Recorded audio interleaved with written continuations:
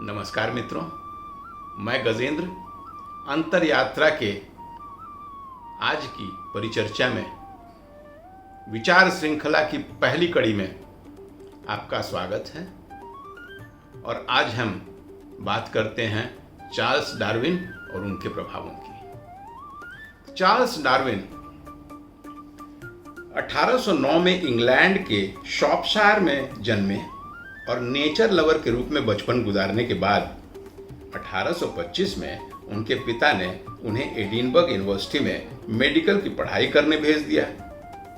लेकिन इतने मर्मस्पर्शी थे वे कि एक बिना एनेस्थेसिया के ऑपरेशन को देखने की पीड़ा ने उन्हें ट्रॉमेटिक एक्सपीरियंस दिया और वे मेडिकल की पढ़ाई छोड़ दिए। अब उन्होंने जॉन एडमंड स्टोन नाम के एक व्यक्ति जो पूर्व में गुलाम थे लेकिन अब मुक्त हो गए थे से टैक्सिडर्मी यानी मृत जानवरों के खाल में कुछ भर के उसे जीवित जैसा दिखाने की कला सीखी, जो बाद में उनके लिए बड़ा महत्वपूर्ण रहा। इसके बाद वो थियोलॉजी पढ़ने कैम्ब्रिज चले गए। हालांकि प्रीस्ट बनने का उनका कोई इंटेंशन नहीं था। 1831 में डार्विन के इंटेलेक्चुअल लाइफ में एक बड़ा बदलाव आया जब उन्हें HMS बीगल नामक जहाज पर नेचुरलिस्ट के रूप में 5 साल के लिए वॉयज की नौकरी मिल गई। उन्होंने इस मौके का फायदा उठाया, नए एरिया एक्सप्लोर किए, blue footed birds, T shaped head वाले शार्क और जायंट टॉर्टॉइज जैसे क्रिएचर्स को देखा।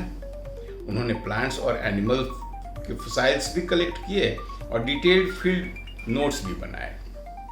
इसी वॉयज के दौरान उन्होंने बायोलॉजिकल डाइवर्सिटी के 3 डिस्टिंक्ट पैटर्न्स ऑब्जर्व किए।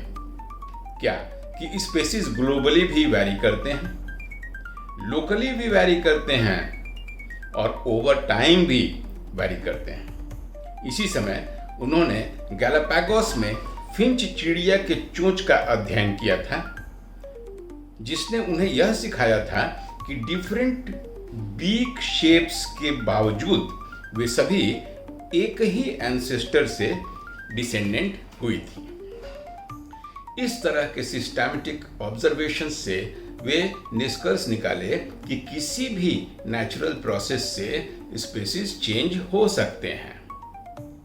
इन्हीं अध्ययन ने उनके नेचुरल सिलेक्शन के रिवोल्यूशनरी आइडिया को जन्म दिया कि एक स्पीशीज के भीतर डाइवर्स इंडिविजुअल्स हो सकते हैं। जैसे तितली एक स्पीशीज है लेकिन रंग बिरंगी हो सकती हैं। दूसरा, पेरेंट से ऑफस्प्रिंग में ट्रेट्स पास होते हैं। तीसरा, रिप्रोडक्टिव सक्सेस के लिए एनिमल्स compete करते हैं, जिससे कुछ सक्सेसफुल ऑफस्प्रिंग्स होते हैं और कुछ ऑफस्प्रिंग्स अनसक्सेसफुल हो जाते हैं। और चौथा, कि एक स्पीशीज का धीरे धीरे इन्वायरमेंट के अनुसार एडाप्शन होते रहता है। इसी से उनका अगला ग्राउंड ब्रेकिंग आइडिया निकलता है कि धरती पर पाए जाने वाले सभी जीवों का इवोल्यूशन एक ही एंसेस्ट्रल ओरिजिन से ब्रांचिंग पैटर्न के आधार पर हुई है। इसे बताने के लिए उन्होंने ट्री ऑफ लाइफ का उदाहरण भी दिया और बताया कि वे ही ब्रांचेस बढ़ेंगे जो नेचर में सरवाइव कर सकेंगे। जो नहीं सरवाइव कर सकेंगे, फिट नहीं रह जाएंगे, वो सूख जाएंगे, खत्म हो जाएंगे, विलुप्त हो जाएंगे। 1959 के ओरिजिन ऑफ स्पीशीज का प्रकाशन युग परिवर्तक घटना थी मित्रों।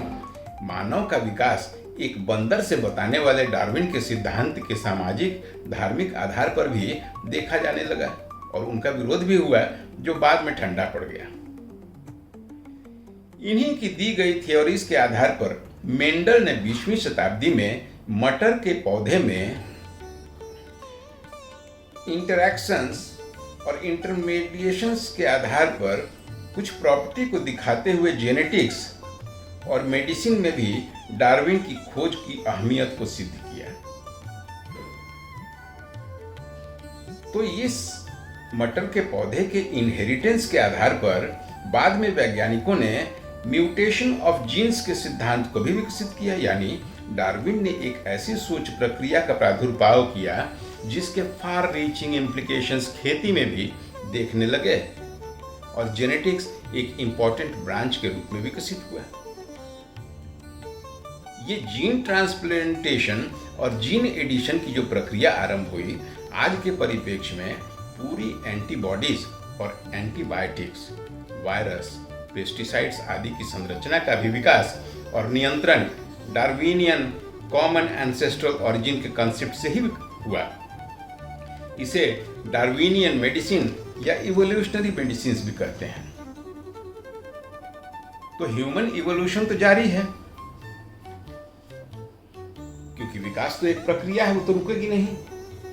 लेकिन इन वैज्ञानिक और साइंटिफिक क्षेत्रों से अलग कुछ सामाजिक परिवर्तन भी हुए हैं जिन पर ध्यान देना जरूरी है। डार्विन की मृत्यु के बाद हम किधर इवॉल्व हो रहे हैं? अतीत के सिद्धांतों की आज के परिप्रेक्ष्य में समझने का प्रयास करें। प्रकृति ने इंसान को आकार दिया। पहले ताकत थी जिंदा रहने का मापदंड, यानी जो ताकतवर था वो जिंदा रहता था। सभी एक दूसरे का शिकार कर लेते थे। हमसे जो मजबूत था वो हमारा भी शिकार कर लेता था। लेकिन इस ताकत के पैमाने को हमने बदल डाला और अपने अंदर बुद्धि विकसित कर ली। इस बुद्धि ने आग जला दी, पहिया बना दिया और भाषा भी दे दी। हम जानवरों से अलग हो गए क्योंकि हमने सोचना शुरू कर दिया। अपने लिए नई नई आवश्यकताएं बनाने लगे और आवश्यकता आधारित विकास यात्रा आरंभ हुई, क्योंकि आवश्यकता ही आविष्कार की जननी है। परंतु आज क्या हम आज भी वैसे ही सोचते हैं या सिर्फ हम स्क्रॉल कर रहे हैं? यदि हम बुद्धि और सोच के कारण जानवरों से अलग तो हुए, लेकिन टुगेदरनेस यानी सामाजिकता प्रमुख कारक रही हमारे बचे रहने का। हम बचे रहे क्योंकि हम एक साथ थे, ना कि अकेले। अगर लोनलीनेस में रहते तो पता नहीं क्या होता। हम सामाजिक प्राणी के रूप में कबीले में रहते थे, परिवार बनाते थे, खेती करते थे, एक दूसरे पर निर्भर रहते थे और ऐसे ही हम बढ़े और यहां तक आए। समाज हमारा कवच था और एकजुटता हमारी ढाल। आज भी हमारे हजारों दोस्त हैं मित्रों, ऑनलाइन, पर भीतर शून्यता और अकेलापन। प्रश्न है कि क्या हम अब भी सामाजिक प्राणी हैं या नेटवर्क से जुड़े इंडिविजुअल्स? एक दूसरे से मिलने समझने से बेहतर मोबाइल से ही काम चला लेने के तत्पर हैं हम। डार्विन के समय फिटेस्ट का मतलब था ताकतवर, और उसके बाद इवॉल्व किया कि फिटेस्ट का मतलब हो गया बुद्धिमान। आज फिटेस्ट का मतलब हो गया है जो सबसे जल्दी नई टेक्नोलॉजी को अपना के अपडेट हो जाए। जीवन के दौड़ में सफल वही है जो स्मार्टफोन से पहले सीख ले। अब हम जानवरों से नहीं लड़ते, हम लड़ रहे हैं डेटा ओवरलोड से, सामाजिक थकान से और अकेलेपन से। Fittest is now the fastest, the smartest and the most connected. पहले प्रकृति तय करती थी कि कौन जीवित रहेगा, कैसे जीवित रहेगा। अब हम खुद अपना जीन एडिट करके तय कर लेते हैं कि कौन जीवित रहेगा। अपने मूड्स बदलने के लिए हम ऐप्स यूज करते हैं और थीम चेंज कर लेते हैं और एआई से अपने विचार तक बदलवा लेते हैं। तो हम इवॉल्व हो गए। द नेचुरल सिलेक्शन से इवॉल्व हुए कि इंजीनियर्ड इवोल्यूशन से? यह विकास का संपादन यानी एडिटिंग। कभी हम प्रकृति की कृति थे, अब हम खुद को डिजाइन कर रहे हैं।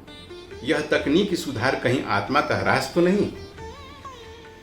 तकनीकी तो मूलतः हमने अपने आप को सुविधा देने के लिए बनाई थी। यह सुविधा जो हमने बनाई थी, क्या हमें नियंत्रित करने लगी है? जब सोचने का काम भी एआई ही करने लगे तो हमें सोचने की जरूरत ही क्या? कभी किताबें इंसान को बदलती थीं, अब तो एल्गोरिदम बदलते हैं। कभी हम तकनीक का उपयोग करते थे, आज तकनीकी हमारा उपयोग करती है। परिवार छोटे और छोटे होते गए और रिश्ते डिस्पोजेबल। संवाद कम हुआ और कंटेंट ज़्यादा। अब हम साथ साथ बैठकर लंच और डिनर तो नहीं करते, लेकिन साथ साथ स्क्रीन शेयर जरूर करते हैं। यह विकास है जब हम रिश्तों की जगह मशीनों से जुड़ने लगे। इतिहासकार युवाल नोआ हरारी, जो एक इजरायली मिलिट्री इतिहासकार हैं, अपनी किताब होमो डिवस में कहा कि अब हम होमो सेपियंस से होमो डिवस बनने की कगार पर हैं, यानी ऐसे इंसान जो खुद को भगवान जैसी शक्ति दे, पर बिना समझ की शक्ति। किधर की ओर? जब हम भावना को छोड़कर सिर्फ लॉजिक पर जीने लगते हैं तो हम मनुष्य नहीं मशीनी मानव बन जाते हैं।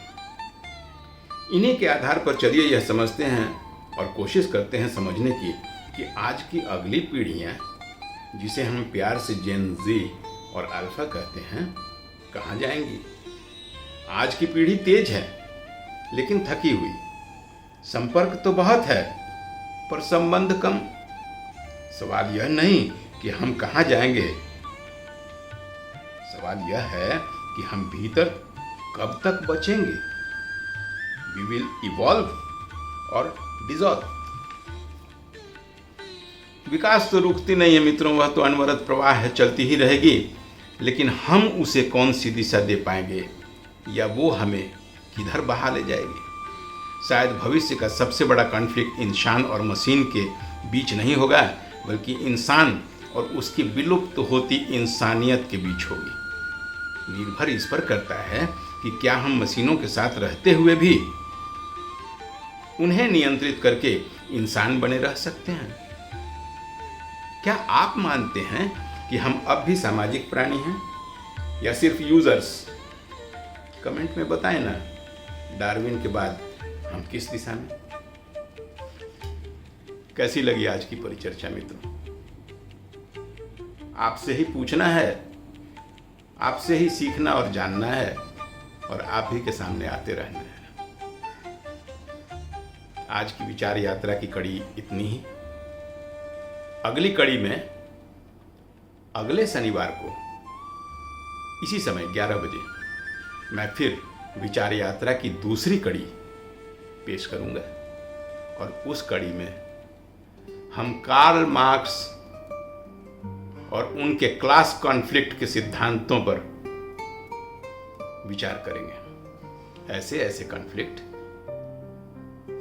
जो आरंभिक काल से चलते आ रहे हैं और आज भी हमारे सर पे बैठे हुए हैं। तो अगली कड़ी में विचार यात्रा में हम अगले शनिवार 11 बजे मिलते हैं कार्ल मार्क्स के साथ। आज के लिए इतना ही मित्रों, नमस्कार।